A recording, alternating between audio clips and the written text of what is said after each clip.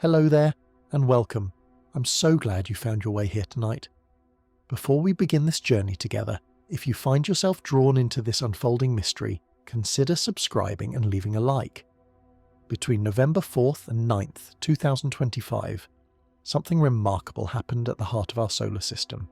While most of us went about our daily lives, our star was awakening with an intensity that caught even seasoned solar physicists off guard. A sprawling sunspot designated AR4274 began erupting with a fury that would light up monitoring stations across the globe, sending waves of energy cascading toward our fragile blue world. The sequence began on November 5th at 8:15 UTC, when the Sun unleashed an X 1.8 class flare, one of the most powerful categories in our classification system. For context, X-class flares represent the most intense solar eruptions we can observe, capable of triggering radio blackouts and bombarding our atmosphere with high-energy radiation. But this wasn't an isolated outburst.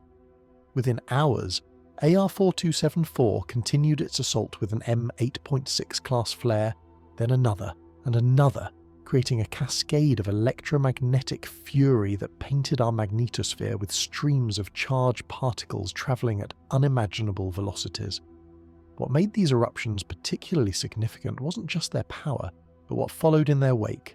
Each major flare was accompanied by massive coronal mass ejections, or CMEs, enormous bubbles of plasma containing billions of tons of solar material hurled into space at speeds ranging from 1,100 to 1,400 kilometers per second. These weren't glancing blows directed off into the void of space. Scientists monitoring the solar data observed what they call full halo CMEs, a technical term that describes something profoundly unsettling.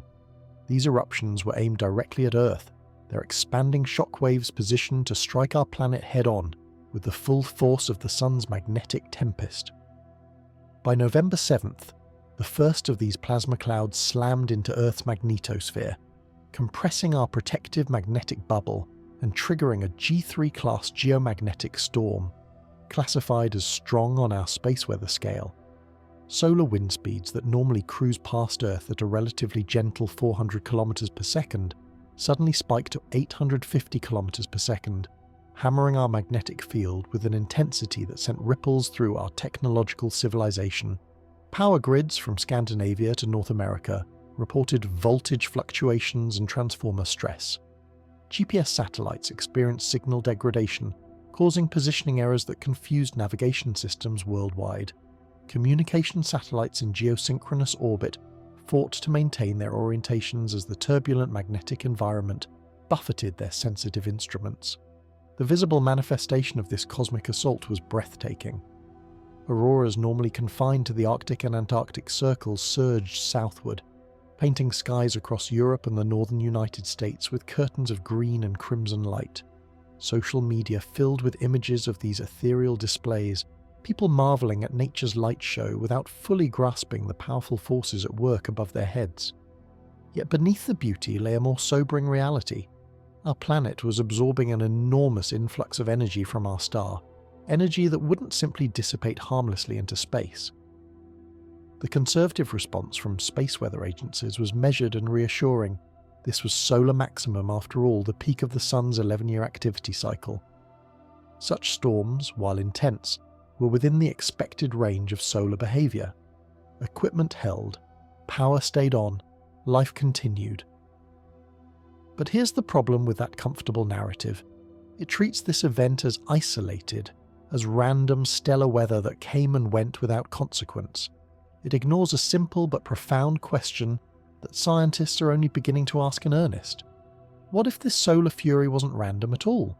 What if these eruptions from AR4274 were a response to something approaching from the outer reaches of our solar system, or perhaps a signal marking the beginning of a convergence that would involve not just our Sun, but our trembling planet and visitors from the cosmic deep? The Sun, after all, doesn't just broadcast its energy blindly into space. It's connected through invisible magnetic field lines to every corner of our solar system, capable of sensing and reacting to disturbances we're only beginning to understand. As we move deeper into this investigation, keep November 4th through 9th in your mind. These dates mark more than just another solar storm season. they represent the opening movement of a symphony that would crescendo throughout the month, bringing together phenomena that, when viewed in isolation, seem merely unusual, but when examined as parts of a larger pattern, they suggest something far more extraordinary is unfolding in our cosmic neighbourhood, something that demands we pay very close attention to the skies above and the ground beneath our feet. The ground beneath our feet is never quite as stable as we imagine. While the sun was unleashing its electromagnetic fury in early November, something else was stirring deep within Earth's crust, something that would challenge one of geology's most fundamental assumptions about what triggers earthquakes. On November 3rd, just one day before the solar onslaught began, a magnitude 6.3 earthquake struck western Afghanistan near the city of Herat. The tremor sent shockwaves through communities already scarred by previous seismic events, collapsing buildings and disrupting lives in a region where the Earth has a history of sudden, violent movements. Standard seismological analysis quickly identified the culprit: the ongoing collision between the Indian and Eurasian tectonic plates, a process that has been building stress along fault lines for millennia case closed, just another tragic but predictable consequence of plate tectonics at work. But here's where the story becomes considerably more intriguing. That earthquake occurred precisely 27 days after a major geomagnetic storm had battered Earth's magnetosphere in early October. To most observers, this timing would appear coincidental, perhaps even meaningless. After all, earthquakes happen constantly around the globe, and trying to link them to space weather seems like searching for patterns in randomness. Yet a groundbreaking study published in March 2025 suggests that this timing might be anything but random, revealing a connection between the heavens and Earth's geology that has been hiding in plain sight within decades of seismological data. The research team analysed thousands of earthquakes spanning multiple solar cycles, looking for correlations between geomagnetic storms and seismic events. What they discovered was both subtle and profound: a statistically significant spike in earthquake frequency occurring 27 to 28 days after major geomagnetic disturbances, a delay so specific and consistent that it could not be dismissed as coincidence. The probability calculations were startling, suggesting that something about powerful solar storms was indeed influencing the timing of earthquakes, not causing them outright, but acting as a trigger for faults already stressed to their breaking point. The proposed mechanisms read like something from science fiction, yet they're grounded in well-understood physics. The first involves what scientists call the reverse piezoelectric effect, a phenomenon where electrical currents flowing through crystalline rock structures can induce mechanical stress. When a geomagnetic storm bathes Earth in charged particles, it generates powerful electrical currents in the upper atmosphere and within the conductive layers of Earth's crust itself. These currents, particularly in rocks rich in quartz and other piezoelectric minerals, create tiny but cumulative mechanical stresses. The effect is immediate, occurring within a day of the storm's arrival, adding just enough pressure to faults balanced on the edge of failure to push them over into rupture. But the 27 to 28 day delay requires a different, more complex mechanism involving something called solar proton density. During major solar storms, high-energy protons from the Sun penetrate deep into Earth's magnetosphere and atmosphere, ionizing molecules and altering the electrical properties of the upper atmospheric layers. This ionization cascade takes time to propagate downward through atmospheric coupling, eventually affecting the electrostatic balance within Earth's crust. The 27-day delay corresponds remarkably well with the time it takes for these atmospheric changes to percolate through the complex system of Earth's layers, ultimately influencing the electrical environment around tectonically stressed faults deep underground. Now, before you think this sounds too extraordinary to be credible, it's important to acknowledge that mainstream seismology remains deeply skeptical. The United States Geological Survey, along with most earthquake research institutions, maintains that earthquakes are driven purely by tectonic forces, by the slow accumulation and sudden release of mechanical stress as plates grind past one another. They argue, quite reasonably, that introducing space weather into earthquake prediction adds unnecessary complexity to models that already struggle with the chaotic nature of fault dynamics. Their position is understandable and, on the surface, perfectly sensible. But here's where we need to carefully reframe the argument, because the skeptics are answering a question nobody is actually asking. This research doesn't claim that solar storms cause earthquakes in regions with no tectonic activity. That would be absurd. What it suggests is far more nuanced, that geomagnetic storms act as triggers, as the final subtle push that releases energy already built up through tectonic processes. Imagine a boulder balanced precariously on a hillside, held in place by friction, but ready to tumble at any moment. Plate tectonics creates that precarious situation over years or decades. The solar storm doesn't create the boulder or place it on the hill, it merely provides the tiny vibration that breaks the static friction and allows gravity to do its work. This distinction between causation and triggering is absolutely crucial to understanding what may be happening. Faults don't need much encouragement when they're already stressed to near failure. Even minuscule changes in electrical properties or infinitesimal additions of mechanical stress can be sufficient to determine whether a fault ruptures today, next week, or next month. And if solar storms are capable of providing that final nudge with any regularity, then the timing of earthquakes might not be quite as random as we've always believed, which brings us to a prediction that's both testable and deeply unsettling.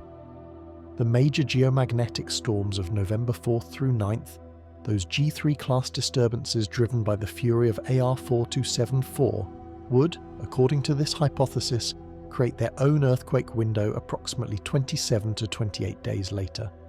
Count forward from early November, and you arrive at early December, a span of days when seismically active regions around the globe might experience a heightened likelihood of significant earthquakes. Not guaranteed, not predetermined, but statistically more probable if this controversial connection holds true. The clock is now ticking toward that window, and the world's seismologists, whether they accept this hypothesis or not, will be watching their instruments with particular attention as December unfolds. While scientists were grappling with the possibility that our sun might be whispering secrets to Earth's trembling crust, another mystery was unfolding in the cold darkness beyond Mars, one that would ultimately tie these seemingly unrelated phenomena into a single coherent narrative that challenges everything we thought we understood about our cosmic neighbourhood.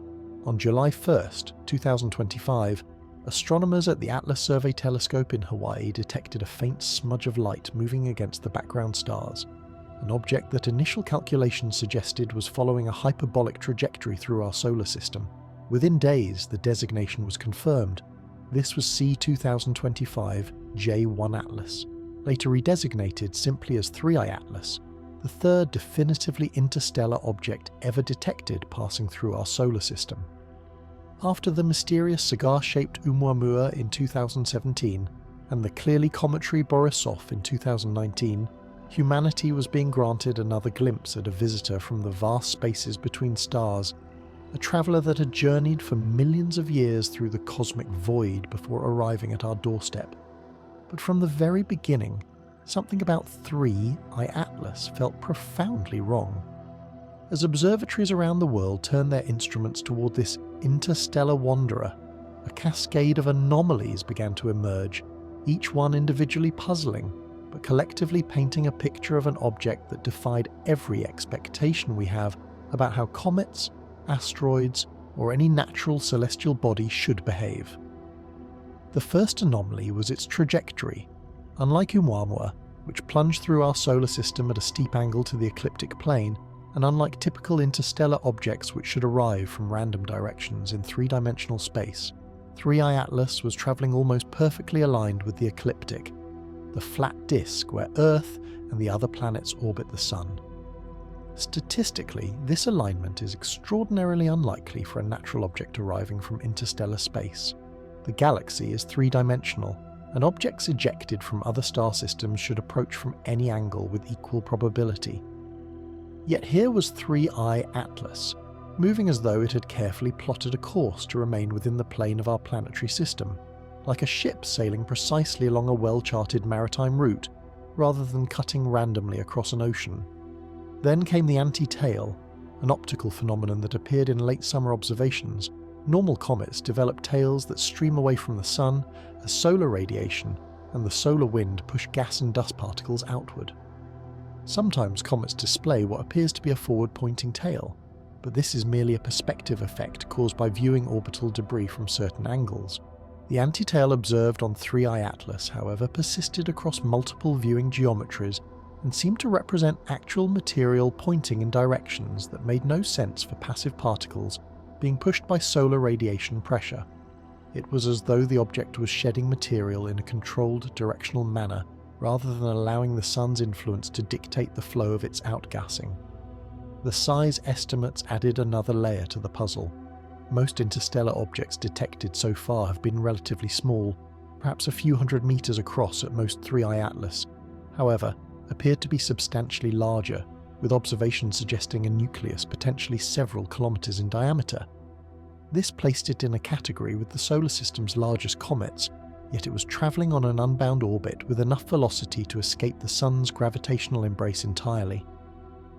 The energy requirements for such a massive object to achieve interstellar velocity through natural ejection from another planetary system are considerable, requiring rather specific and somewhat rare stellar dynamics to explain. But perhaps the most technically significant anomaly, the one that made professional astronomers sit up and take notice, was the detection of non-gravitational acceleration. As observatories tracked 3I Atlas across the sky through summer and early autumn, astrometry specialists noticed that its trajectory wasn't following a pure Keplerian orbit, determined solely by the sun's gravity. The object was accelerating in ways that required additional forces beyond gravitational attraction. This is not unprecedented in comets, which commonly exhibit such accelerations due to the rocket effect of outgassing, where jets of sublimating ice push the nucleus in directions that alter its orbit. What made 3I Atlas unusual was the magnitude and persistence of this acceleration combined with other peculiar characteristics. Spectroscopic analysis revealed yet another oddity. The object's spectrum showed strong signatures of nickel, but with a puzzling absence of iron, its usual companion in cosmic chemistry. In the natural formation environments where comets and asteroids originate, nickel and iron are typically found together because they condense from stellar nebulae under similar temperature conditions and remain associated through subsequent geological processes. Finding nickel without iron is like finding smoke without fire, possible in theory, but requiring special circumstances that beg for explanation. Some researchers speculated about unusual parent body compositions or selective sorting mechanisms, but none of the proposed natural explanations felt entirely satisfying. Water content presented another contradiction. Comets are often called dirty snowballs because they consist largely of water ice mixed with rock and organic compounds. 3I Atlas, despite behaving in some ways like an active comet with its antitail and non-gravitational acceleration, showed surprisingly weak water signatures in its spectrum. It was outgassing something, but apparently not the copious amounts of water vapour that characterise normal cometary activity. Whatever was driving its activity seemed to involve a different chemistry than the simple sublimation of water ice that powers most comets in our solar system. And then there was the connection, admittedly speculative but tantalising nonetheless, to the famous WOW signal detected in 1977, a powerful narrowband radio signal received by the Big Ear Radio Telescope that remains one of the most compelling candidate SETI detections in history. Some researchers noted that 3I Atlas's trajectory, when traced backward through time and space, appeared to pass relatively close to the region of sky from which the WOW signal originated. Coincidence, almost certainly, yet it added one more thread to the tapestry of strangeness surrounding this object. When you calculate the cumulative probability of all these anomalies occurring together in a single object, the numbers become almost absurd.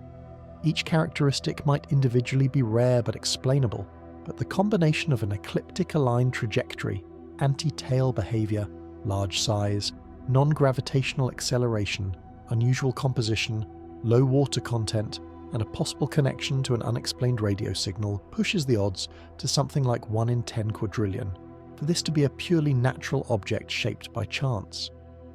These aren't wild speculations, they're observations made by professional astronomers using the world's most sophisticated instruments.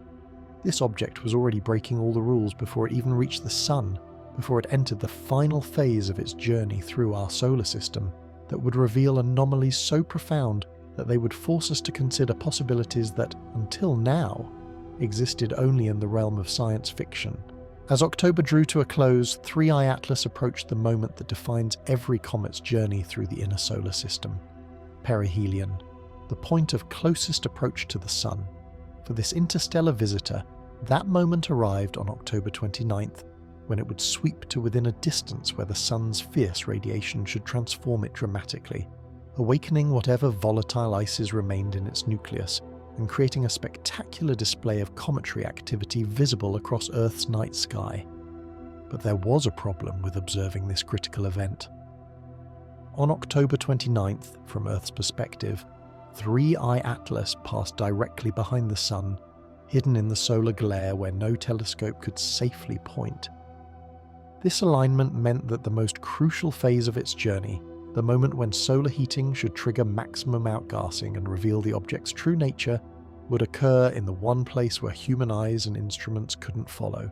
We would have to wait, patient but anxious, for the comet to emerge from behind our star's overwhelming brightness, before we could assess what had happened during those hidden days. The wait lasted until November 5th, when 3I Atlas finally separated enough from the Sun's glare to be imaged clearly by observatories equipped to handle the challenging observational geometry.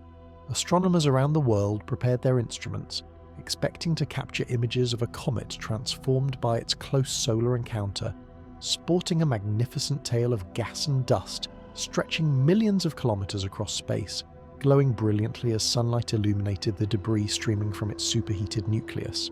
This is what comets do. This is what they've always done. Perihelion is their moment of glory, when months of slow approach culminate in a violent, beautiful display of sublimation and disintegration. What the images revealed instead was something that shouldn't have been possible. 3. I Atlas appeared as a compact, relatively subdued object with no prominent tail structure visible. There was some diffuse coma, a faint envelope of gas and dust immediately surrounding the nucleus, but nothing approaching the dramatic tail that should have been streaming behind an object that had just experienced perihelion heating.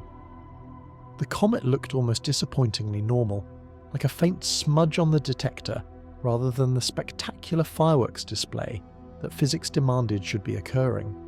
To understand how profoundly strange this observation is, we need to revisit the non-gravitational acceleration that astronomers had been measuring since summer. When an object deviates from a pure gravitational trajectory, something must be pushing it, and for comets, that something is almost always the rocket effect of outgassing.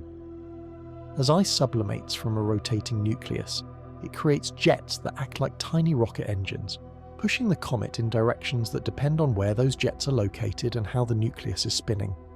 The more acceleration you observe, the more powerful those jets must be, and the more mass the comet must be losing in the form of gas and dust blown off into space. Dr. Avi Loeb, the Harvard astrophysicist known for his willingness to consider unconventional explanations for astronomical anomalies, performed a straightforward calculation based on 3I Atlas's observed non-gravitational acceleration. To produce the measured trajectory changes through normal outgassing, the comet would need to be ejecting material at a rate that would consume 10 to 20% of its total mass during its passage through the inner solar system. For an object estimated to be several kilometers across, this represents an enormous amount of material, billions of tons of gas and dust that should be spreading out into space, forming exactly the kind of spectacular tail and debris cloud that astronomers were expecting to see. So here's the question that should be keeping planetary scientists awake at night. Where is it? Where is the debris cloud? Where is the tail? If 3I Atlas lost 10 to 20% of its mass to explain its trajectory, that material didn't simply vanish. It should be there, glowing in reflected sunlight, stretching across the sky in a structure visible to any competent telescope. The laws of physics are quite clear on this point. Matter is conserved. You cannot explain away billions of tons of ejected material by invoking some special property of interstellar ice or unusual outgassing geometry. The mass should be visible, and it simply isn't there. To illustrate just how stark this contrast is, consider Comet Leonard, a long-period comet that made its own perihelion passage in early 2022. Leonard was slightly smaller than 3I Atlas and passed somewhat farther from the Sun, yet it developed a magnificent tail stretching more than 20 million kilometers across space, a gossamer stream of ionized gas and dust particles that photographers captured in breathtaking detail. That's what a normal comet does. That's what solar heating produces when ice sublimates from a rotating nucleus. Leonard followed all the rules, behaving exactly as centuries of cometary observations predicted it should. 3. E-Atlas, by comparison, looks like it's breaking those rules with casual indifference. It's showing non-gravitational acceleration that implies massive outgassing, yet producing minimal visible evidence of that outgassing in the form of tail structure or debris clouds. It's as though the object is moving in ways that require thrust, but generating that thrust through some mechanism that doesn't involve the messy, inefficient process of ice sublimation that characterizes every other comet we've ever studied in detail. This is the core visual anomaly, the observation that transforms 3I Atlas from merely unusual to genuinely perplexing. Everything about its pre-perihelion behavior was strange enough, but those anomalies could potentially be explained away through creative application of edge-case natural processes. A missing tail after perihelion, combined with acceleration that demands the tail should exist, crosses a line from unusual into seemingly impossible. It's a direct contradiction between what we observe the object doing and what we observe the object looking like, and contradictions like this in science usually mean one of two things. Either our measurements are wrong, or our understanding of what's happening is fundamentally incomplete. The images from November 5th and the days that followed would not be the end of this mystery, but rather the beginning of an even deeper puzzle that would emerge just 3 days later, when careful analysis would reveal details that would force us to confront possibilities that, until this moment, existed purely in the realm of theoretical speculation. 3 days after 3I Atlas emerged from behind the Sun, on November 8th, astronomers conducting detailed analysis of the latest high-resolution images made a discovery that would transform this mystery from puzzling to potentially paradigm-shifting. What they found wasn't hidden in obscure spectroscopic data or buried in complex mathematical models. It was right there in the images themselves, visible to anyone who knew what to look for and understood why it shouldn't exist.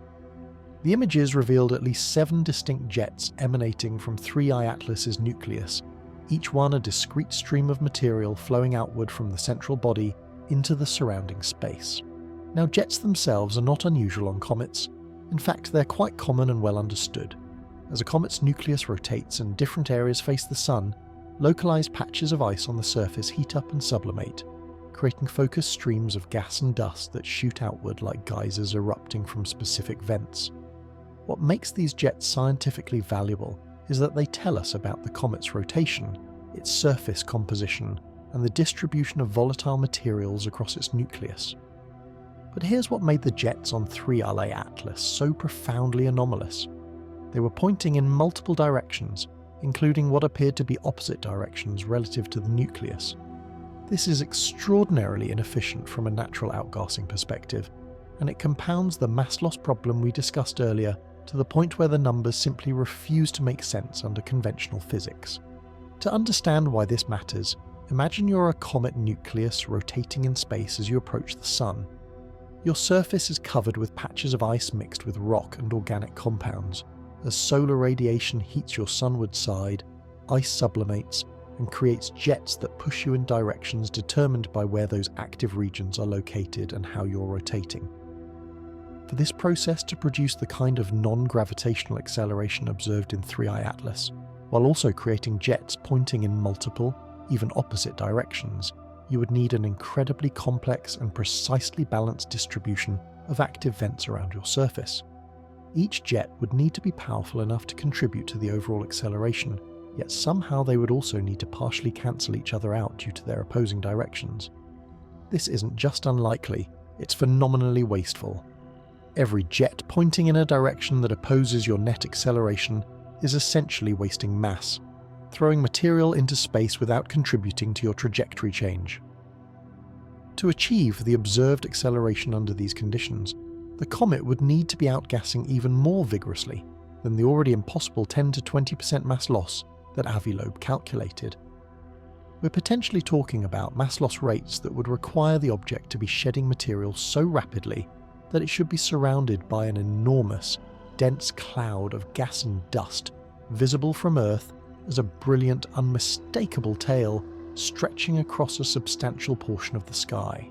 And yet, as we've already established, that tail simply doesn't exist. The debris cloud isn't there. The material that physics demands should be flooding out from this object at prodigious rates is nowhere to be seen in any observation from any telescope that has examined 3I Atlas since its emergence from solar conjunction. This is where we need to consider a hypothesis that, until recently, would have been dismissed immediately by the astronomical community as beyond the pale of serious scientific discussion. What if these aren't outgassing jets at all? What if we're looking at something altogether different, something that has never been observed on a natural celestial body because it isn't natural? The engine hypothesis suggests that the 7 jets observed on November 8th could be exhaust plumes from a propulsion system, thrust vectors from some form of advanced spacecraft maneuvering through our solar system under controlled power. Before you dismiss this as pure science fiction, consider the physics involved. A rocket engine or ion thruster operates on fundamentally different principles than cometary outgassing, and those differences have profound implications for what we should observe natural sublimation of ice. The process that drives normal cometary jets ejects material at relatively modest velocities. Water molecules evaporating from a sun-heated surface typically leave at speeds between 2 and 4 kilometers per second, determined by the thermal energy they gain from solar radiation and their molecular mass. This is fast by human standards, but relatively slow in terms of spacecraft propulsion, and it's fundamentally limited by the physics of phase change and thermal processes. To generate significant thrust through sublimation, you need to eject large amounts of mass, which is why normal comets develop such prominent tails and lose substantial fractions of their mass during each perihelion passage. Ion thrusters and other advanced propulsion systems, by contrast, operate on entirely different principles. These systems accelerate charged particles using electromagnetic fields to velocities ranging from 10 kilometers per second for relatively primitive designs up to 50 kilometers per second or more for advanced implementations. The beauty of high-velocity exhaust from a propulsion engineering perspective is that momentum equals mass times velocity. If you can double your exhaust velocity, you can achieve the same thrust while ejecting only half as much mass. If you can increase exhaust velocity by a factor of 10 or 20 compared to natural sublimation, you can generate the same acceleration while losing only a tiny fraction of the mass that natural outgassing would require. This is the key insight that resolves the missing tail paradox. If 3I Atlas is using some form of high-efficiency propulsion system with exhaust velocities in the range of 20 to 50 kilometers per second, it could produce all the observed non-gravitational acceleration while ejecting perhaps only 1 or 2% of its mass, possibly even less. At those mass loss rates, the resulting debris field would be far more diffuse and harder to detect than the massive tails produced by natural comets. The material would still be there, but spread so thinly across space and moving so rapidly that it might easily escape detection in current observations, appearing as nothing more than the faint compact coma that astronomers have actually observed. The jet geometry suddenly makes sense under this hypothesis as well. If you're maneuvering a spacecraft and need to change your orientation or fine-tune your trajectory, you might fire thrusters pointing in multiple directions to achieve the precise vector changes you require. What looks wasteful and inefficient for natural outgassing becomes perfectly logical for controlled propulsion, where each jet serves a specific purpose in the object's navigation and attitude control. Now, it's crucial to emphasize that this remains a hypothesis, one extraordinary explanation among several being considered to account for observations that have defied conventional interpretation. The astronomical community hasn't reached consensus on this, and many researchers are still searching for natural mechanisms that could explain what we're seeing. But the engine hypothesis has one compelling advantage over all the natural alternatives proposed so far. It actually predicts what we observe. It explains the acceleration without the tail. It makes sense of the multi-directional jets. It accounts for the object's trajectory and behavior in ways that don't require us to invoke increasingly unlikely coincidences or appeal to cometary properties never before observed in centuries of watching these objects. The 7 jets of November 8th represent what might be called a smoking gun, evidence so specific and so difficult to explain through natural processes that it forces us to seriously consider possibilities that challenge our fundamental understanding of what's travelling through our solar system. And this evidence arrived at precisely the moment when other anomalies, both in space and on Earth, were converging in ways that would deepen the mystery even further. While the astronomical community was still processing the implications of those 7 enigmatic jets streaming from 3i Atlas, another discovery was quietly unfolding that would transform this mystery from a singular anomaly into something far more systematic and potentially coordinated. Sometimes in science, the most profound revelations come not from a single extraordinary observation, but from the realization that what you thought was unique is actually part of a pattern, and patterns in the cosmos rarely emerge without underlying causes. On November 2nd, just one day before the Afghanistan earthquake, and 2 days before the sun's fury began erupting from sunspot A, R4274, veteran comet hunter Gennady Borisov made a discovery at his observatory in Crimea. Borisov is no stranger to finding comets. His name already immortalized in astronomical history as the discoverer of 2 as Borisov, the second confirmed interstellar object and the first interstellar comet ever identified. His practiced eye and automated detection systems are finely tuned to spot the faint, fuzzy signatures of comets moving against the fixed background of stars, and on that early November night, his instruments flagged another candidate that demanded immediate attention. The object was designated C-2025 V1 Borisov, and initial orbital calculations revealed something immediately intriguing. This wasn't a typical short-period comet trapped in the inner solar system by Jupiter's gravity, nor was it a clearly interstellar visitor like 3i Atlas, arriving on an unambiguous hyperbolic trajectory from deep space. Instead, C-2025 V1 occupied a strange middle ground that planetary scientists describe as nearly interstellar, an object balanced on the knife's edge between being bound to our Sun and escaping into the galaxy forever. The technical measure that captures this distinction is orbital eccentricity, a number that describes how elongated an orbit is compared to a perfect circle. Circular orbits have an eccentricity of 0, while elliptical orbits have eccentricities between 0 and 1. Parabolic orbits, representing objects that just barely escape the Sun's gravity with nothing to spare, have an eccentricity of exactly 1. Hyperbolic orbits, belonging to objects with more than enough energy to escape, have eccentricities greater than 1, C-2025 V1. Borisov's orbital eccentricity was calculated at approximately 1.0096, a value so close to the boundary between bound and unbound that it places the object in a category occupied by only the most distant and ancient members of our solar system's family. This orbital geometry tells us something profound about where C-2025 V1 came from.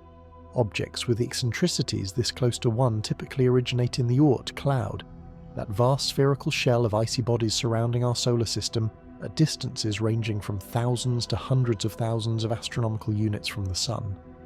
The Oort cloud is essentially a deep freeze, a repository of primordial material left over from the solar system's formation 4.5 billion years ago, preserved in the cold darkness at the very edge of the Sun's gravitational influence.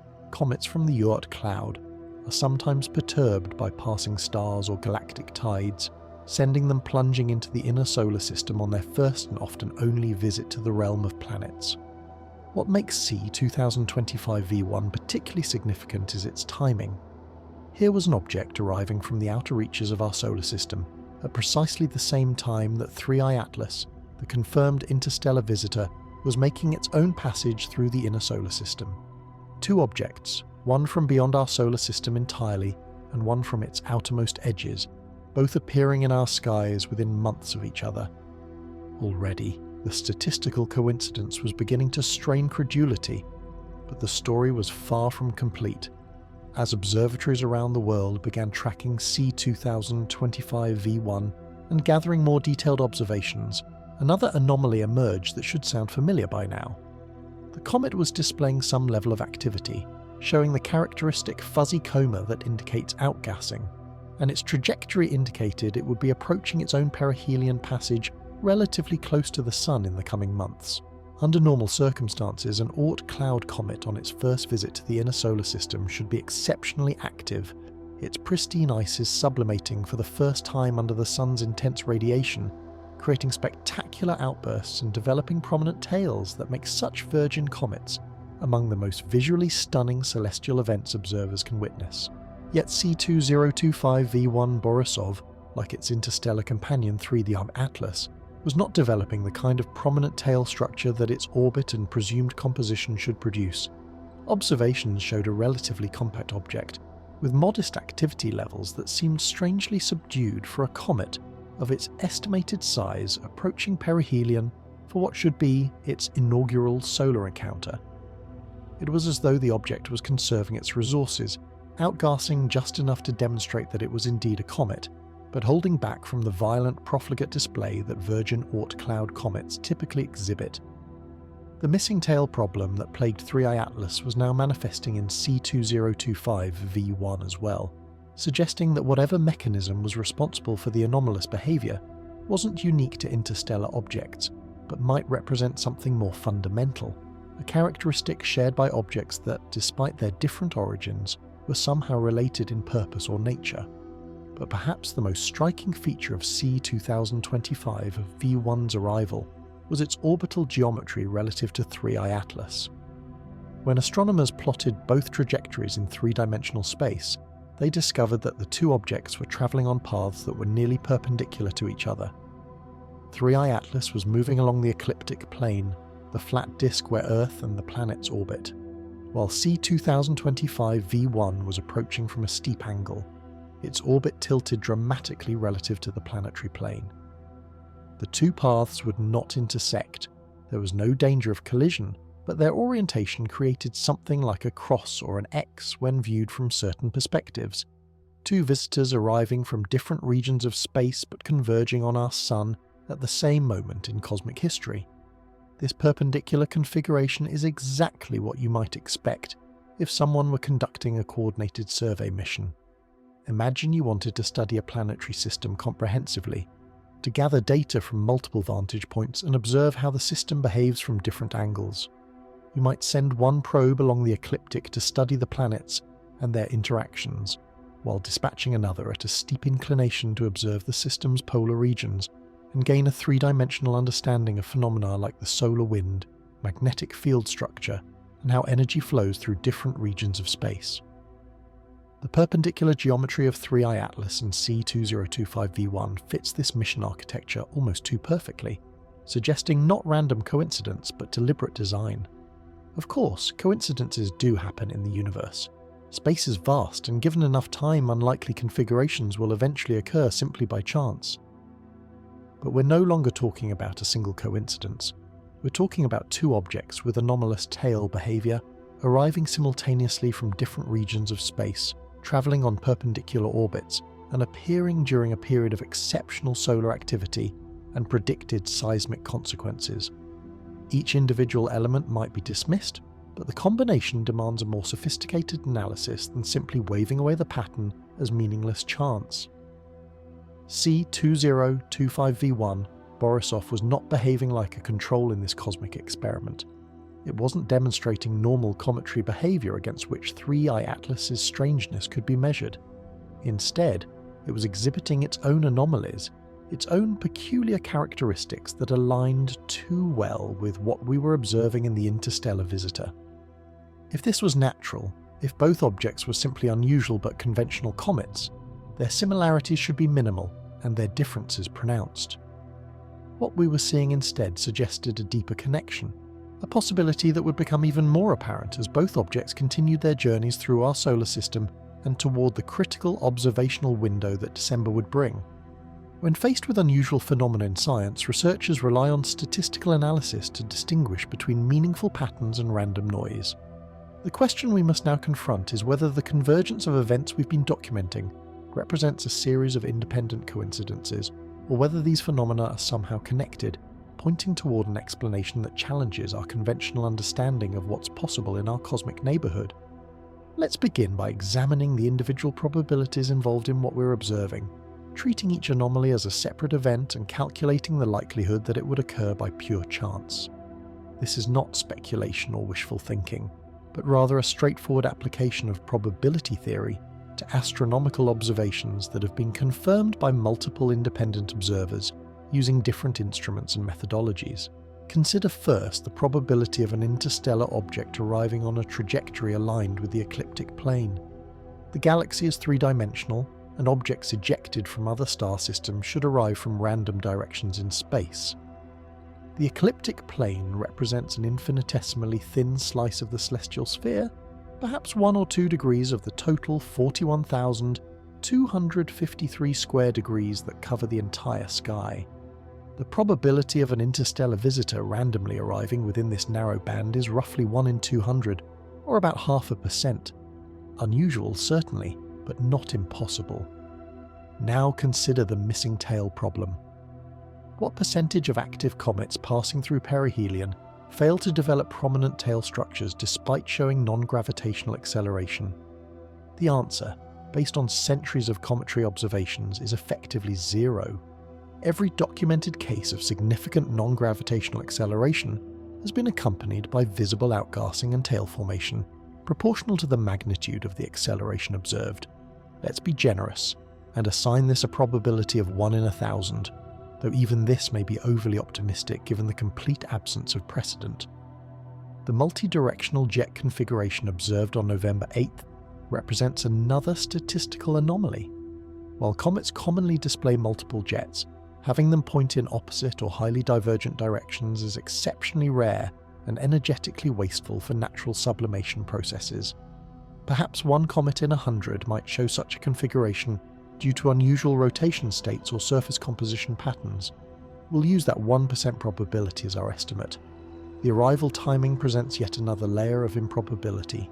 C-2025 V1 Borisov, entering the inner solar system within weeks of 3 I-Atlas's perihelion passage, both objects visible and active simultaneously, represents a temporal coincidence that's difficult to quantify precisely.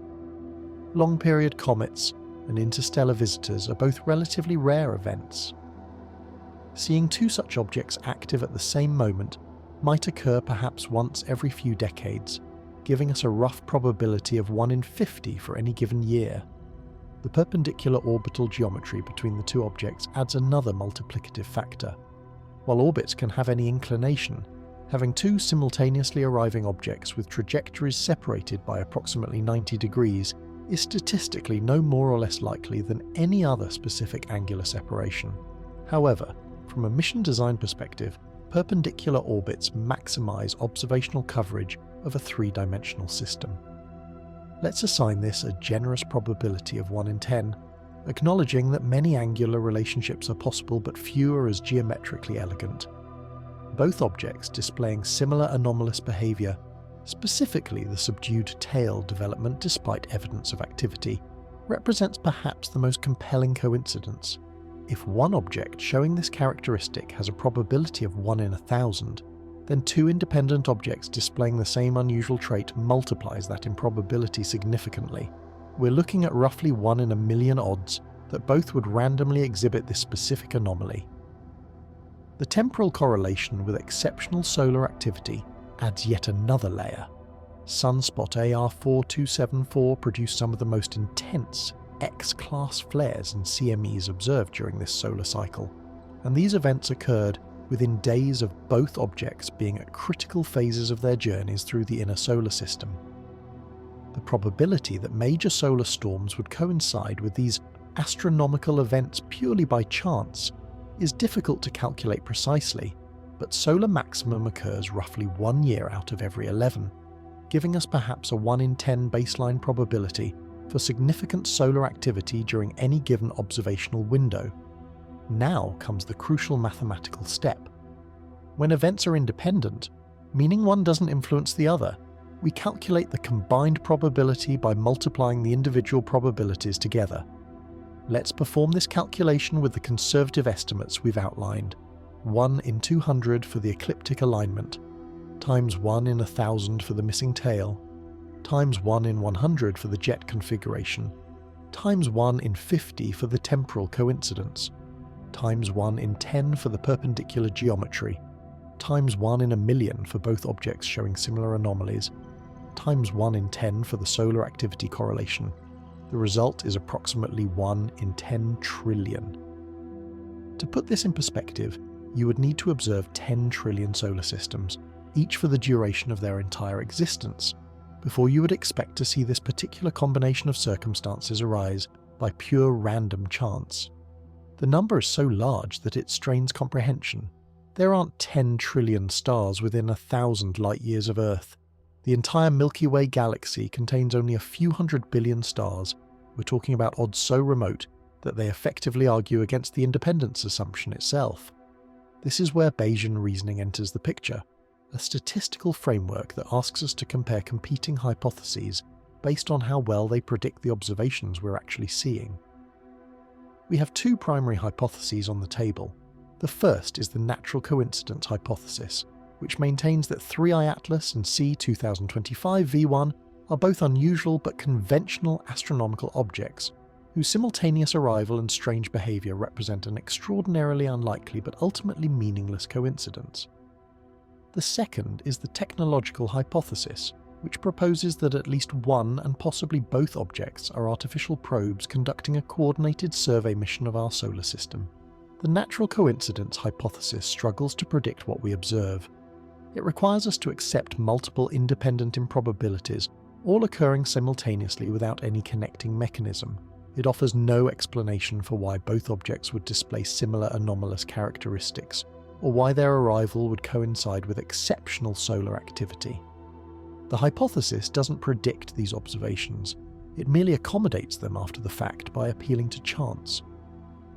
The technological hypothesis, by contrast, actually predicts many of the observations we're documenting. If you were designing a survey mission to study a solar system, you would likely send multiple probes to gather data from different vantage points, explaining the perpendicular orbital geometry. You would use efficient propulsion systems with high exhaust velocities to minimize mass loss, explaining the missing tails and unusual jet configurations. You might time your mission to coincide with periods of maximum stellar activity to study solar-terrestrial interactions, explaining the temporal correlation with solar maximum.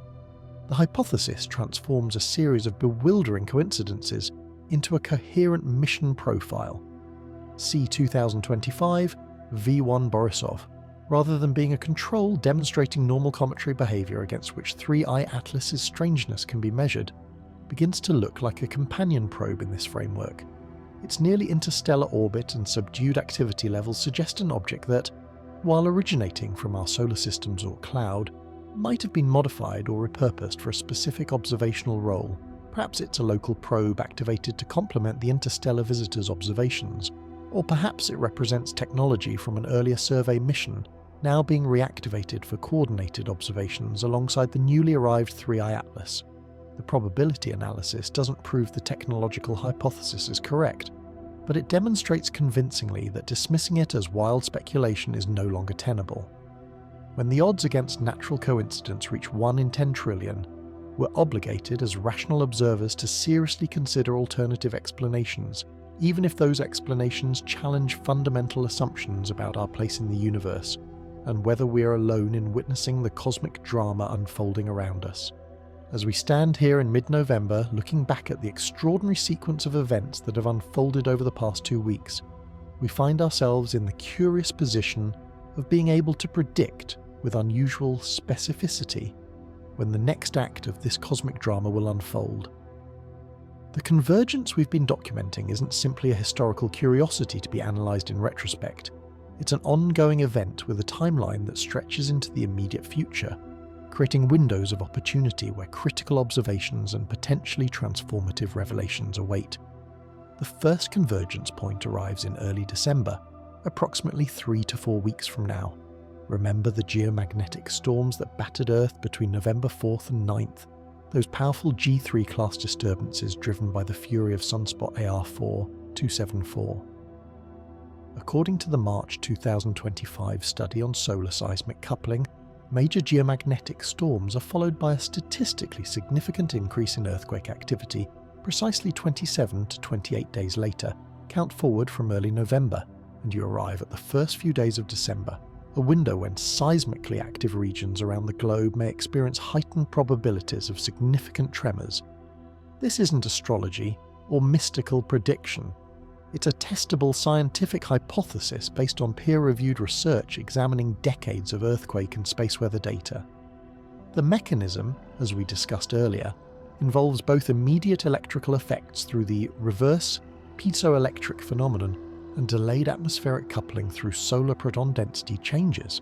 The 27 to 28 day delay is sufficiently specific that we can mark our calendars and watch with anticipation tempered by concern, knowing that if the hypothesis holds true, early December could bring seismic events that validate this controversial connection between solar activity and Earth's geological processes. The implications of such validation would ripple far beyond geology and space physics. It would suggest that Earth is far more intimately connected to space weather than mainstream science currently acknowledges, that our planet responds to solar storms not merely through auroral displays and technological disruptions, but through the very movements of its crust. It would mean that the Sun's influence on our world extends deeper than atmosphere and magnetosphere, reaching down into the solid rock beneath our feet to influence the timing of earthquakes that shape landscapes and impact human civilizations. But the early December earthquake window is merely the prelude to an even more significant date that looms on the astronomical calendar. On December 19th, 3I Atlas will reach its closest approach to Earth, passing at a distance of approximately 1.8 astronomical units, roughly 270 million kilometers from our planet. This may sound like an enormous distance, and indeed it is by terrestrial standards, but in astronomical terms it represents a golden opportunity, perhaps the only such opportunity we will ever have to study this enigmatic object in detail. At this distance, 3I Atlas will still be well beyond the orbit of Mars, presenting no danger whatsoever to Earth, but it will be close enough and favourably positioned enough that our most sophisticated astronomical instruments can be brought to bear on it with unprecedented clarity. The geometry will be optimal, the object's apparent brightness maximised, and the viewing angles ideal for resolving fine details that remain ambiguous in current observations. This is the moment when we can definitively answer the questions that have been mounting since summer. What exactly are those 7 jets? How fast is their exhaust travelling? What is their composition, and does it match what we expect from natural cometary outgassing?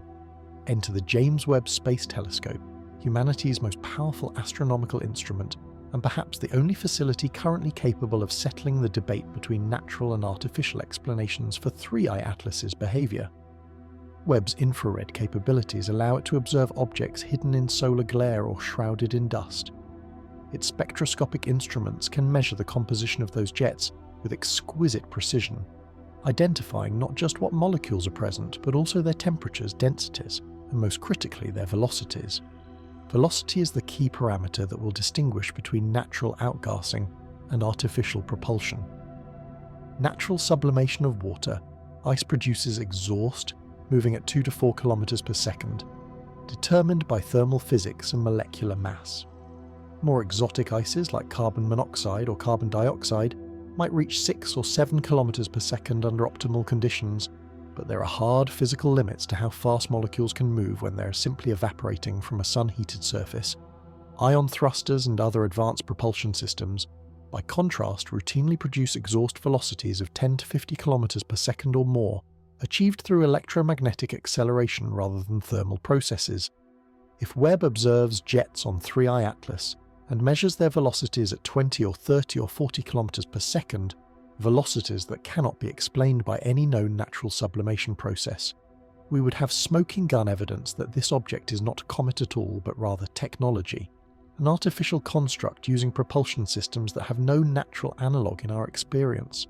The observation would be definitive, quantitative, and reproducible by other observatories following Webb's lead. Imagine the scenario unfolding.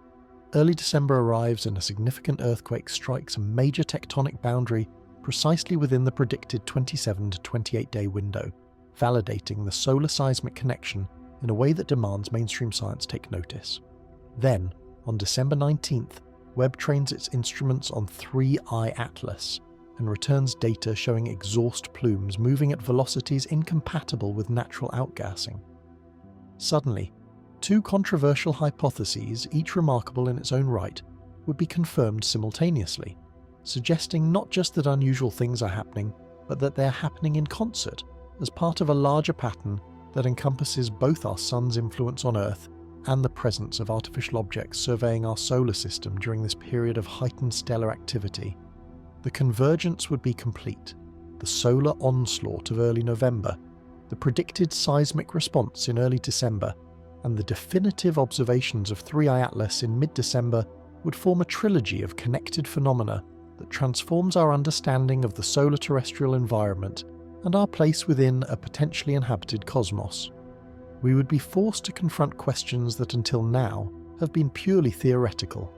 If 3I Atlas is a probe, who sent it and why? What is it studying, and what will it do with the data it collects? Are we being observed by civilizations whose technology allows them to dispatch survey missions across interstellar distances? These are no longer idle speculations to be debated in the abstract. They are questions with answers that may arrive within weeks, answers written in the velocities of exhaust plumes and the seismograms, recording Earth's trembling response to forces we're only beginning to understand. December isn't just another month on the calendar, it's a threshold, a point of convergence where multiple lines of investigation culminate in observations that could reshape our civilization's understanding of reality itself. If the observations we've been anticipating arrive in December and confirm what the evidence increasingly suggests, if Webb's instruments measure exhaust velocities that cannot be explained by natural processes, and if Earth's crust responds to solar storms in the predicted time frame, we will find ourselves facing a moment unlike any other in human history. The confirmation that we are not alone in the universe, that other intelligences exist and possess the technology to traverse interstellar distances, would represent a fundamental discontinuity in our civilization's story, a before and after moment that divides all of human experience into two distinct eras. The immediate scientific shockwaves would be profound and far-reaching. Every astronomy department, every space agency, every research institution would suddenly need to reorient their priorities around a single overwhelming question: what do we do now? The detection of extraterrestrial intelligence has been a theoretical possibility discussed in academic papers and SETI protocols for decades, but the reality of an artificial object conducting observations within our own solar system would transform abstract speculation into urgent practical necessity. Observatories around the world would pivot their instruments toward 3I Atlas and C-2025 V1, racing to gather every possible scrap of data before these objects complete their passages through the inner solar system and recede back into the cosmic distances from which they came. But the cultural impact would extend far beyond the scientific community.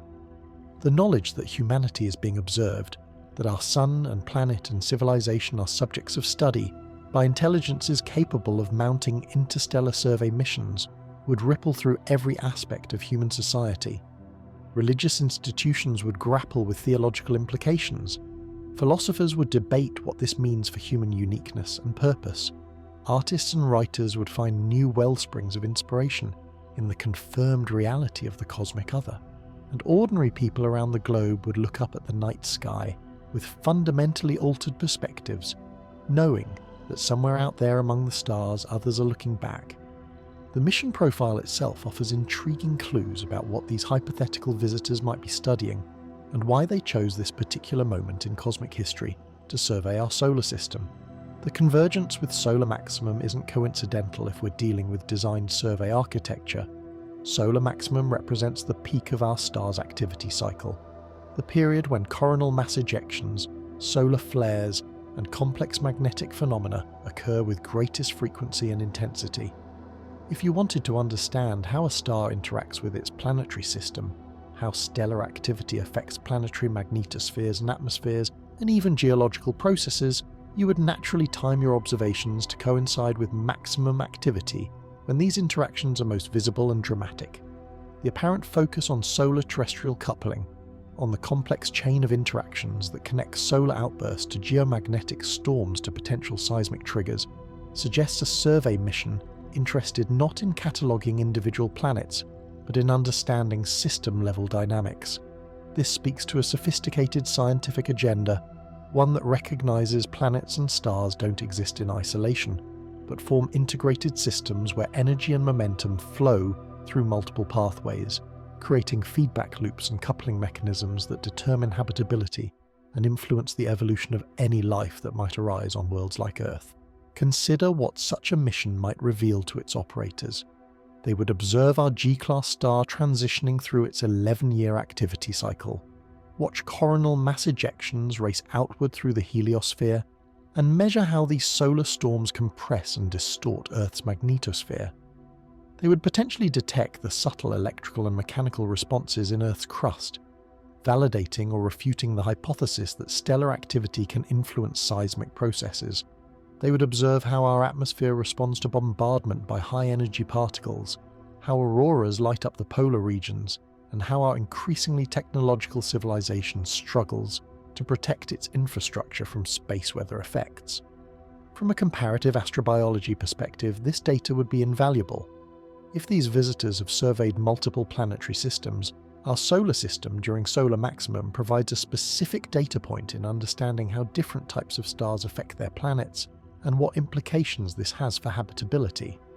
A civilization interested in understanding the diversity of planetary environments across the galaxy would naturally want to observe systems like ours in detail, cataloguing how solar-terrestrial interactions shape the conditions under which life emerges and technological civilizations develop. This interpretation leads us to what might be called the scientific mission hypothesis, which paints a relatively benign picture of these visitors as explorers and researchers motivated by curiosity and the desire for knowledge, much like our own space programs that send probes to study distant worlds. Under this hypothesis, 3 iAtlas and C-2025 V1 represent automated survey platforms, sophisticated instruments designed to gather data and transmit it back to their creators across the light years, with no particular interest in interfering with or even directly contacting the civilizations they observe. But we must also acknowledge the darker possibilities, what science fiction author Liu Cixin popularized as the dark forest hypothesis. This scenario suggests that the universe might be a dangerous place where technological civilizations remain hidden, because revealing one's presence invites existential risks from more advanced neighbors. Under this framework, a civilization sending survey probes might not be driven by scientific curiosity alone, but by strategic necessity, mapping potential threats or resources in a cosmos where first contact could be catastrophic rather than enlightening. The evidence we've examined doesn't strongly support the dark forest scenario. Objects conducting hostile reconnaissance would presumably prioritize stealth over the kind of observable activity that has allowed us to detect and study 3 iAtlas in the first place. The multi-directional jets, the apparent willingness to be observed and analysed, suggest either a scientific mission unconcerned with detection, or possibly even a deliberate attempt to be noticed, to announce presence without direct communication in ways that minimise cultural shock and allow us to discover the truth gradually through our own scientific investigation. Yet even if we're dealing with benign scientific observers rather than hostile scouts, the path forward is fraught with institutional and political challenges that could impede our ability to respond appropriately. Bureaucratic inertia within scientific organisations, particularly those dealing with controversial topics that challenge mainstream paradigms, might delay or suppress data that doesn't fit comfortable narratives. Government agencies might classify information deemed sensitive to national security, fragmenting what should be a unified global response into competing national interests. The very institutions we rely on to study and interpret these phenomena might become obstacles to understanding if they're unwilling to acknowledge observations that undermine established consensus. This is where the scientific community must rise to the occasion, where researchers and institutions need to prioritize truth over comfort, evidence over dogma, and transparent communication over bureaucratic self-preservation. December's observations will generate data that belongs to all humanity, not to individual nations or institutions. How we handle that data, how honestly we interpret it, and how openly we share the conclusions will determine whether this potential moment of contact becomes a turning point in human development or devolves into confusion, conspiracy theories, and missed opportunities for understanding.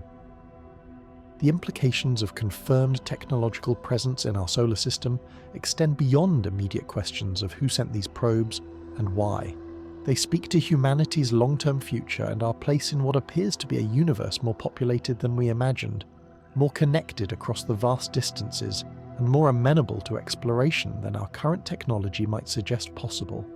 We've travelled a long way together through this unfolding mystery, tracing connections between phenomena that conventional wisdom insists should remain separate and unrelated. The Sun erupting with electromagnetic fury, objects from beyond our solar system displaying behaviour that defies natural explanation. Earth's crust poised to respond to forces emanating from space. Each thread of this narrative, examined in isolation, might be dismissed as interesting but ultimately meaningless coincidence.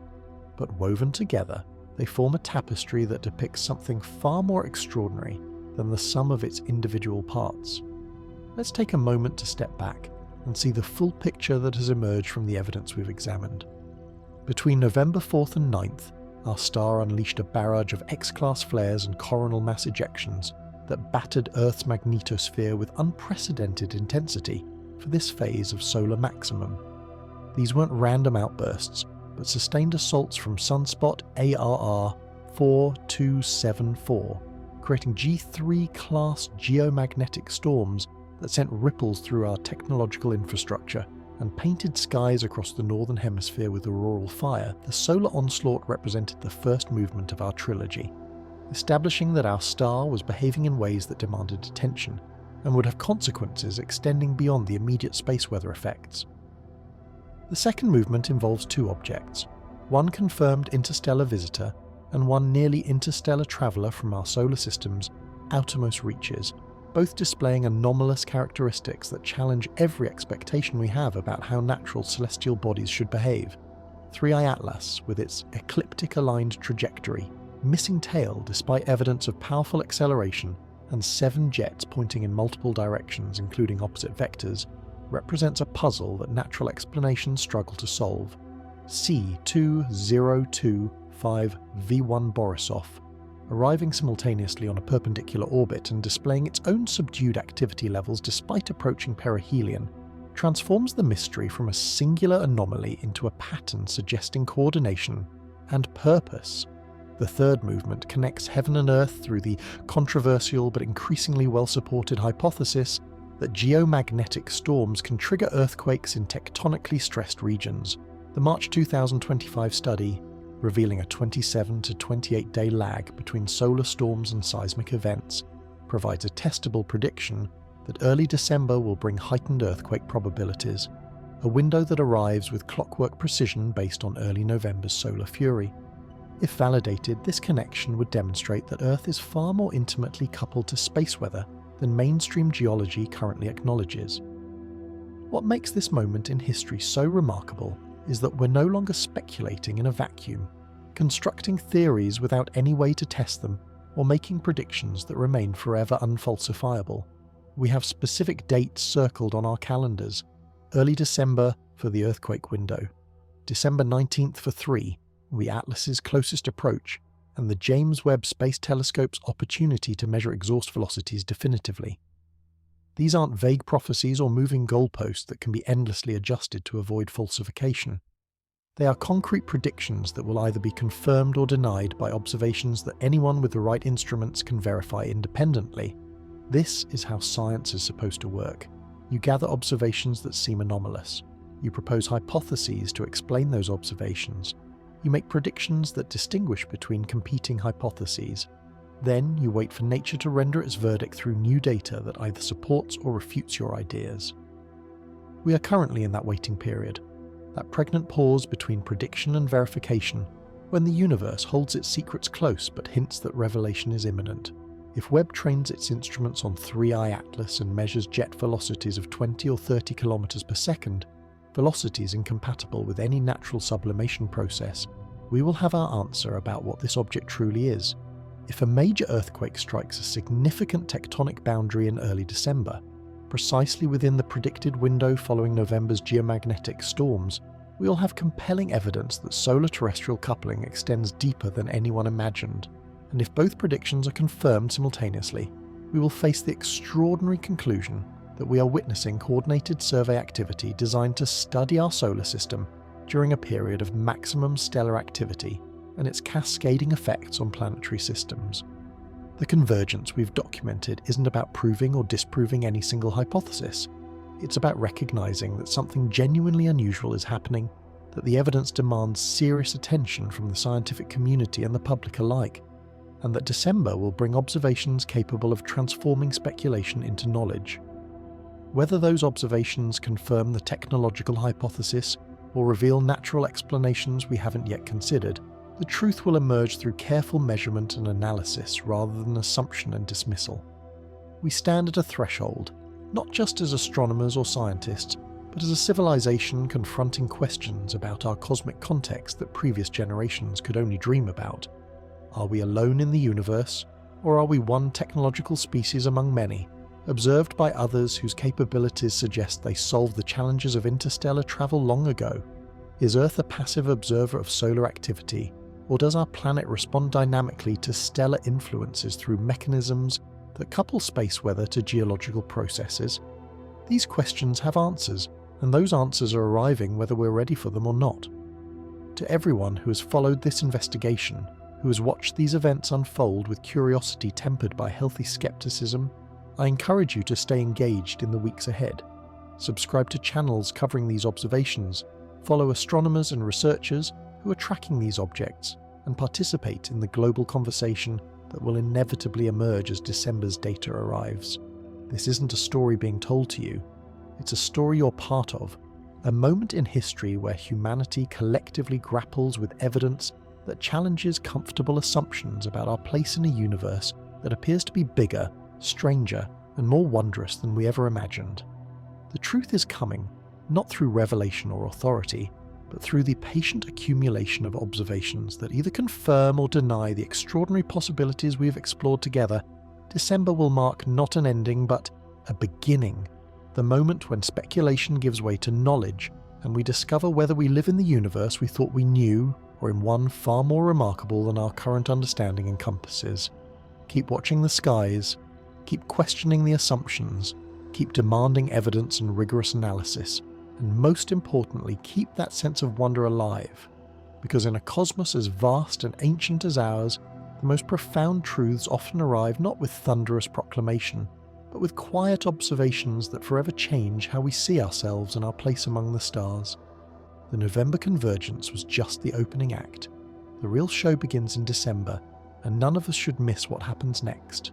As we close this chapter of our cosmic investigation and December's revelations draw near, let yourself drift into peaceful rest with these thoughts dancing gently through your mind. The universe continues its ancient rhythms, whether we're awake to witness them or not.